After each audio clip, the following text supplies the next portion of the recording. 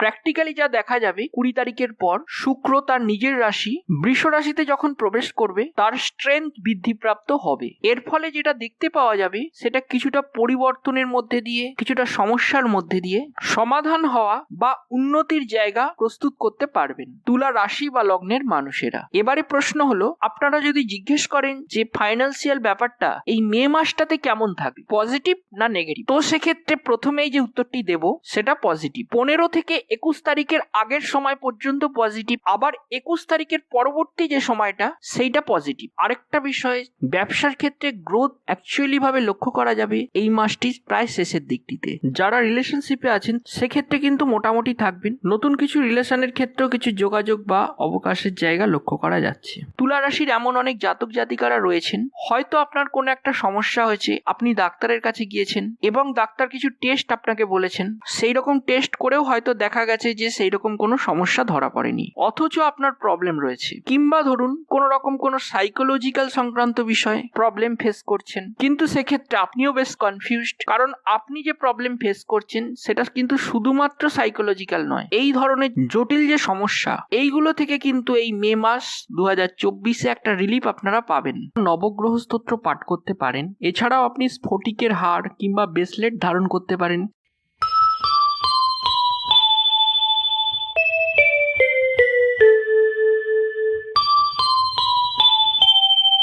নমস্কার, ভাগ্য জগতের পক্ষ থেকে আমি কৌশিক আপনাদের সকলকে জানাই স্বাগত। আজকের আলোচ্য বিষয় মে মাস 2024 তুলা রাশি। মে 2024 কতটা পজিটিভ হতে পারে তুলা রাশির জাতক জাতিকাদের জন্য, কোন কোন ক্ষেত্রে আপনারা পজিটিভিটি পাবেন বা কোন কোন বিষয়ের জন্য আপনাদের কিছুটা অপেক্ষা করা উচিত, অর্থাৎ কোন কোন বিষয়ে কিছুটা সমস্যা আসতে পারে, সে বিষয়ে আজকে আলোচনা করব এবং এর রেমেডি সংক্রান্ত বিষয়ে আজকে আলোচনা করব। প্রথমেই শুরু করব হেলথের বিষয় নিয়ে। আপনাদের রাশাধিপতি ষষ্ঠ ভাব থেকে 24 তারিখের পর প্রবেশ করবেন আপনাদের সপ্তমে, সেখানে রবির সঙ্গে সংযোগ।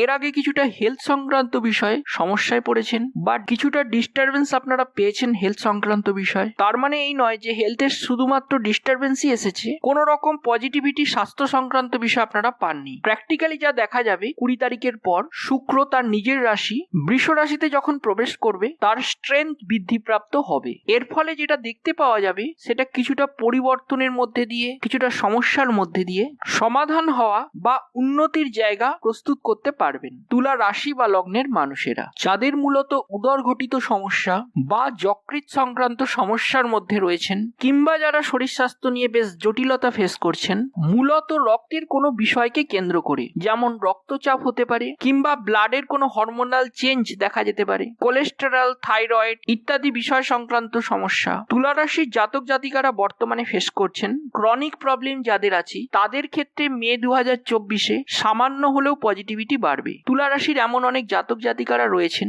হয়তো আপনার কোনো একটা সমস্যা হয়েছে, আপনি ডাক্তারের কাছে গিয়েছেন এবং ডাক্তার কিছু টেস্ট আপনাকে বলেছেন, সেই রকম টেস্ট করেও হয়তো দেখা গেছে যে সেই রকম কোনো সমস্যা ধরা পড়েনি, অথচ আপনার প্রবলেম রয়েছে। কিংবা ধরুন কোনো রকম কোনো সাইকোলজিক্যাল সংক্রান্ত বিষয়ে প্রবলেম ফেস করছেন, কিন্তু সেক্ষেত্রে আপনিও বেশ কনফিউজড, কারণ আপনি যে প্রবলেম ফেস করছেন সেটা কিন্তু শুধুমাত্র সাইকোলজিক্যাল নয়। এই ধরনের জটিল যে সমস্যা, এইগুলো থেকে কিন্তু এই মে মাস 2024-এ একটা রিলিফ আপনারা পাবেন, কিছুটা হলেও আপনারা রিলিফ পাবেন। এবারে প্রশ্ন হচ্ছে যে মেন্টাল হেলথ সেটা পজিটিভ থাকবে না নেগেটিভ থাকবে। প্রথমে 1-1.5 মাসের কথা যদি বলি, দেখতে পাওয়া যাচ্ছে যে শনি শুক্রের একটা কম্বিনেশন, দেন আমরা দেখলাম শনি মঙ্গলের কম্বিনেশন। এই কম্বিনেশন গুলো কিন্তু আপনার মেন্টাল হেলথকে অনেকটাই ডেটোরিয়েট করেছে। এবারে যদি প্রশ্ন করেন যে এই মে মাসটাতে আমাদের মেন্টাল হেলথ কেমন থাকবে, তো সেক্ষেত্রে আগের থেকে অনেকটাই পজিটিভিটি দেখতে পাওয়া যাবে। তবে কিছু পার্সোনাল লাইফের প্রবলেমের জন্য কিছু সমস্যা থাকবেই, পূর্ণাঙ্গ মেন্টাল হেলথ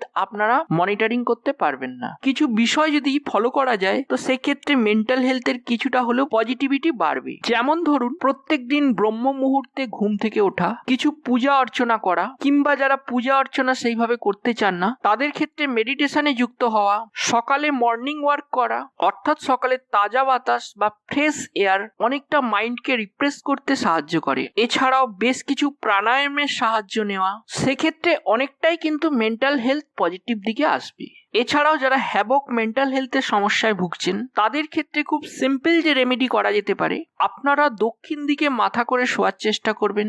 যদি না সম্ভব হয় সেক্ষেত্রে পূর্ব দিকে মাথা করে শুতে পারেন, তবে কোনোভাবেই কিন্তু উত্তর দিকে মাথা করে শোবেন না। সেক্ষেত্রে কিন্তু আপনাদের রক্তচাপ আরো বাড়বে আর মেন্টাল হেলথেরও সমস্যা আরো বাড়বে। এবারে অর্থনৈতিক বিষয় নিয়ে আলোচনা করা যাক। এবারে প্রশ্ন হলো, ফাইন্যান্সিয়াল জায়গাটা তো প্রচুর পরিমাণে ভেঙে পড়েছে। সেকেন্ড হাউসের লর্ড আপনাদের ফিফথে ছিল, সেক্ষেত্রে ফাইন্যান্সিয়াল ইস্যুতে ভুগেছেন। অনেক ক্ষেত্রে র্যান্ডম কিছু খরচ হয়ে যাওয়া, অতিরিক্ত মাত্রায় এক্সপেন্স, যেগুলো আপনার ফাইন্যান্সিয়াল জায়গাটাকে অনেকটা ব্রেক করে দেবে। অ্যাজ এ রেজাল্ট অনেকেই বর্তমানে কিন্তু দেনার মধ্যে রয়েছেন। ইএমআই বলুন, ক্রেডিট বলুন, অনেকেরই বর্তমান সিচুয়েশনে কন্টিনিউশন চলছে।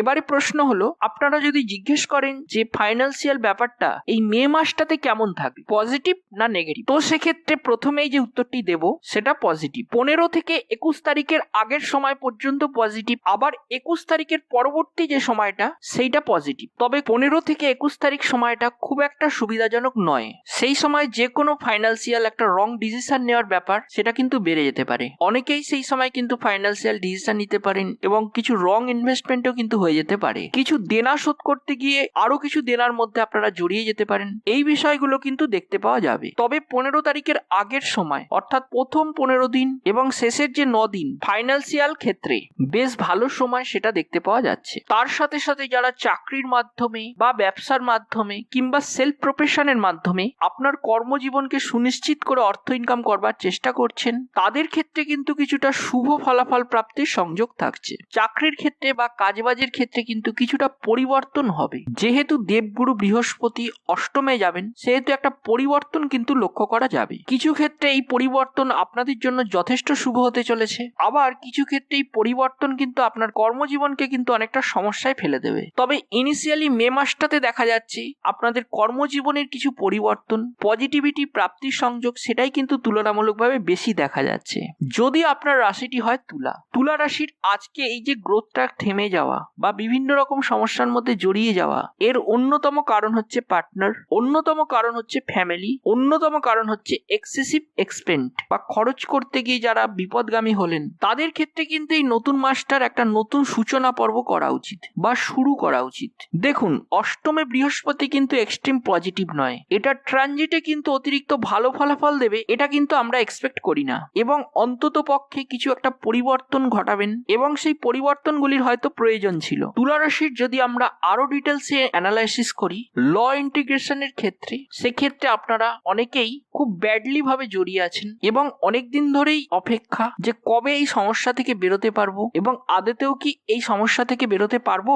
এক্ষেত্রে ল ইন্টিগ্রেশন থেকে বেরিয়ে আসার একটা সংযোগ রয়েছে এবং সম্ভাবনা আছে। অষ্টমস্ত বৃহস্পতি ল ইন্টিগ্রেশনের ক্ষেত্রে একটু লং টার্ম নেবে, একটু সময় নেবে। ইমিডিয়েট বেসিসেই যে একটা সমাধান হয়ে যাবে সেটা নয়, এখন হয়তো হিয়ারিং হবে বা এই ধরনের বিষয়বস্তুগুলোর সঙ্গে যুক্ত থাকতে হতে পারে। তবে হ্যাঁ, একটা সময় আপনি জয়ী হবেন, জয়ী আপনার দিক থেকেই আসবে, বিজয় আপনার ক্ষেত্রেই ঘটবে, এটাতে কিন্তু কোনো রকম সন্দেহ থাকছে না। আরেকটা বিষয় বলে রাখি, অনেকেই বিবাহিত জীবনকে কেন্দ্র করে ল ইন্টিগ্রেশনে জড়িয়েছেন, প্রচুর টেনশনে রয়েছেন এবং আপনি কিন্তু চান মন থেকে তার সঙ্গে থাকতে। এটা নয় যে সবার ক্ষেত্রেই বেরিয়ে আসার পরামর্শ দেব, এটা তো সবার ক্ষেত্রে প্রযোজ্য নয়, তবে এটা কিন্তু কঠিন বাস্তব। অনেকের ক্ষেত্রে এরকম কঠিন ডিসিশন নিতে হতে পারে, প্রত্যেকের ক্ষেত্রেই যে ঠিক হয়ে যাবে এতটাও কিন্তু দেখা যাচ্ছে না। আবার অনেকেই অপেক্ষা করে আছেন 2 বছর 3 বছর ধরে। হ্যাঁ, অপেক্ষা করলে কিছুটা সমাধান হয়, তবে আপনারাই পরে ব্লেমিং করবেন যে দাদা আপনি বলেছিলেন যে কয়েক বছর অপেক্ষা করতে, সেই অপেক্ষা করার জন্য আমাদের 3-4 বছর সময় নষ্ট হয়ে গেল।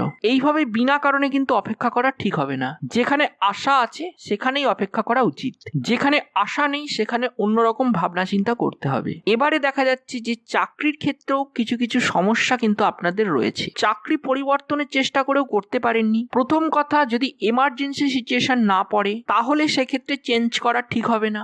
যাদের ক্ষেত্রে প্রয়োজন বা খুব খারাপ কন্ডিশনেই রয়েছেন চাকরির ক্ষেত্রে, তাদের ক্ষেত্রে ব্যাপার আলাদা, তাদেরকে পরিবর্তন করতে হবে। কিন্তু যারা মোটামুটি অবস্থায় রয়েছেন, মোটামুটি ভালো পরিস্থিতিতেই রয়েছেন, খুব নেগেটিভ পরিস্থিতিতে নেই, তাদের ক্ষেত্রে কিন্তু চাকরি ছাড়ার মতো পরামর্শ দেব না। এক্ষেত্রে মনে হয় না যে তাদের ক্ষেত্রে চাকরি ছাড়াটা খুব একটা সুবিধাজনক হতে পারে। এবারে প্রশ্ন হলো যে চাকরি সূত্রে যারা একটু দূরে যেতে চাইছেন তাদের পসিবিলিটি কতটা রয়েছে।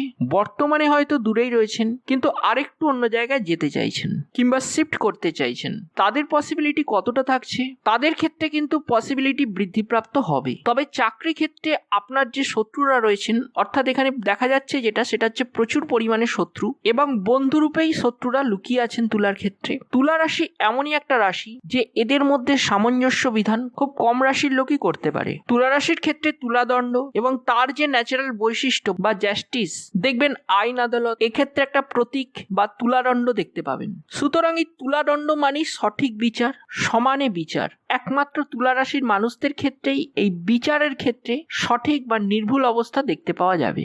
সুতরাং এই তুলাদণ্ড মানেই বিচার, সমানে বিচার এবং সঠিক বিচার। তুলা রাশির ক্ষেত্রে প্রফেশনাল লাইফটা কিছুটা বুঝলাম। এবারে অনেকেই আছেন বেকার, চাকরির চেষ্টা করছেন, একটা গভর্নমেন্টাল চাকরি করতে হবে এরকম একটা মেন্টাল সেট আপ করে নিয়ে রয়েছেন। হ্যাঁ, যদি বার্থ চার্টে থাকে অবশ্যই হবে, কিন্তু প্রশ্ন হলো গোচর সংক্রান্ত বিষয়, অর্থাৎ মে মাসে। সেক্ষেত্রে অনেকের ক্ষেত্রেই এই মাসটি মধ্যম প্রকৃতির যাবে। কর্পোরেট বা এই ধরনের সেক্টরে অগ্রগতির সম্ভাবনা প্রভূত পরিমাণে দেখতে পাওয়া যাচ্ছে। বর্তমানে যারা যুক্ত রয়েছেন গভর্নমেন্ট প্রতিষ্ঠানে যে কোনো চাকরির সঙ্গে, পড়াশুনো করছেন, স্টাডি করছেন, তাদের ক্ষেত্রে স্টাডিটাকে আরো কন্টিনিউ করুন, তারপরে নিশ্চয়ই একটা ভালো জায়গায় পৌঁছানো যাবে। এবারে আসা যাক যারা সেলফ প্রফেশনে রয়েছেন। তুলা রাশির অনেকেই সেলফ প্রফেশনে আছেন, মাঝে কিন্তু কিছুটা ডিস্টারবেন্স এলেও বর্তমানে সেলফ প্রফেশনের জায়গাটা কিন্তু মোটামুটি ভালো এবং দেখতে পাওয়া যাচ্ছে যে যারা তুলা রাশির মানুষেরা সেলফ প্রফেশনের সাথে যুক্ত রয়েছেন, সেলফ প্রফেশনের একটা গ্রোথ এটা কিন্তু লক্ষ্য করা যাবে এই মে মাসে। তবে গতিটা কিন্তু একটু ধীরে ধীরে হবে, ধীরভাবে অগ্রগতি লক্ষ্য করা যাবে। তবে একটু ধীরে হলেও উন্নতি কিন্তু হবেই। বর্তমানে যারা 6-7 মাস আগে প্রফেশনালি প্রবলেমে ছিলেন, সেই প্রবলেম থেকে বেরিয়ে আসা এবং একটা পজিটিভ আউটকাম প্রাপ্তির একটা অবকাশের জায়গা তৈরি করতে পারবেন যদি আপনার রাশিটি হয় তুলা। তুলা রাশির জাতক জাতিকাদের এই ধরনের অ্যাচিভমেন্ট বা প্রাপ্তির সংযোগ কিন্তু অনেকটাই বেশি থাকবে। আরেকটা বিষয়, ব্যবসার ক্ষেত্রে গ্রোথ অ্যাকচুয়ালি ভাবে লক্ষ্য করা যাবে এই মাসটি প্রায় শেষের দিকটিতে। তার আগে হয়তো কিছু রং ডিসিশন আপনি নিয়ে নিতে পারেন, সেই ডিসিশনগুলো যাতে না নেওয়া হয় তার জন্য একটা প্রচেষ্টা আপনাকে নিতে হবে। সঠিক মার্গে যদি আপনি প্রচেষ্টা রাখেন সেক্ষেত্রে সর্বোত্তম হতে পারে। বৃক্ষ সংক্রান্ত ব্যবসায় ধনাত্মকতা বাড়বে, হার্ডওয়্যার সংক্রান্ত ব্যবসায় ধনাত্মকতা থাকবে, মেটাল ইত্যাদি ব্যবসায় পজিটিভিটি থাকছে। যে কোনো ধরনের ফাইবার রিলেটেড যারা ব্যবসার সঙ্গে কানেক্টেড তাদের ক্ষেত্রে পজিটিভিটি বাড়বে। ম্যানুফ্যাকচারার হিসাবে যারা কাজ করছেন তাদের ক্ষেত্রে পজিটিভিটি বাড়বে। মেডিসিন রিলেটেড যারা ব্যবসা করছেন তাদের ক্ষেত্রে এই মাসটা মোটামুটি পজিটিভ যাবে। এবারে আসা যাক রিলেশনশিপের ব্যাপারে। রিলেশনশিপের ব্যাপারে যদি দেখা যায় তাহলে মোটামুটি একটা চলছে। যারা রিলেশনশিপে আছেন সেক্ষেত্রে কিন্তু মোটামুটি থাকবেন। নতুন কিছু রিলেশনের ক্ষেত্রেও কিছু যোগাযোগ বা অবকাশের জায়গা লক্ষ্য করা যাচ্ছে। বিবাহ সংক্রান্ত বিষয় কিছুটা গ্রোথের জায়গা থাকছে এবং বিশেষ করে লাভ ম্যারেজের ব্যাপারে নতুন করে অবকাশের একটা জায়গা সেটা কিন্তু দেখতে পাওয়া যাবে, একটা পজিটিভ জায়গা সেটা কিন্তু দেখতে পাওয়া যাবে। বিদ্যাক্ষেত্র নিয়ে বিশেষ চিন্তার দরকার নেই, পজিটিভ দিকেই যাওয়ার একটা পসিবিলিটি রয়েছে। এবারে আসি কিছু প্রতিকারের ব্যাপারে। প্রতি শনিবার এবং মঙ্গলবার করে হনুমান মন্দিরে গিয়ে হনুমানজির পুজো দিন। এক্ষেত্রে আপনাদের অনেকগুলি গ্রহের পজিটিভিটি বাড়তে দেখতে পাওয়া যাবে। নবগ্রহ স্তোত্র পাঠ করতে পারেন, এছাড়াও আপনি স্ফটিকের হার কিংবা ব্রেসলেট ধারণ করতে পারেন। তাহলে আজকের আলোচনা আর দীর্ঘায়িত করব না, ভালো থাকবেন সবাই। আজ এই পর্যন্তই, দেখা হচ্ছে পরবর্তী এপিসোডে। এবং একটি ছোট্ট রিকোয়েস্ট, আমার সঙ্গে থাকুন, অর্থাৎ ভাগ্য জগতের সঙ্গে থাকুন এবং অনেক বেশি বেশি করে সাবস্ক্রাইব করুন এই ভাগ্য জগৎ চ্যানেলটিকে। এবং আমার এই ভিডিওটি যদি ভালো লেগে থাকে তবে ভিডিওটিকে লাইক করতে ভুলবেন না এবং আপনাদের আপনজনদের কাছে শেয়ার করতে ভুলবেন না, যাতে তারাও এই ভিডিওটি থেকে উপকার পায়। এবং আপনারা ভবিষ্যতে কি ধরনের ভিডিও দেখতে চান বা পছন্দ করেন সে বিষয়ে আমাকে কমেন্টস করে অবশ্যই জানাবেন। আমি চেষ্টা করব আপনাদের এই পছন্দ বিষয়গুলির উপর ভিডিও বানাতে। নমস্কার, ধন্যবাদ। নবগ্রহ স্তোত্র পাঠ করতে পারেন, এছাড়াও আপনি স্ফটিকের হার কিংবা ব্রেসলেট ধারণ করতে পারেন।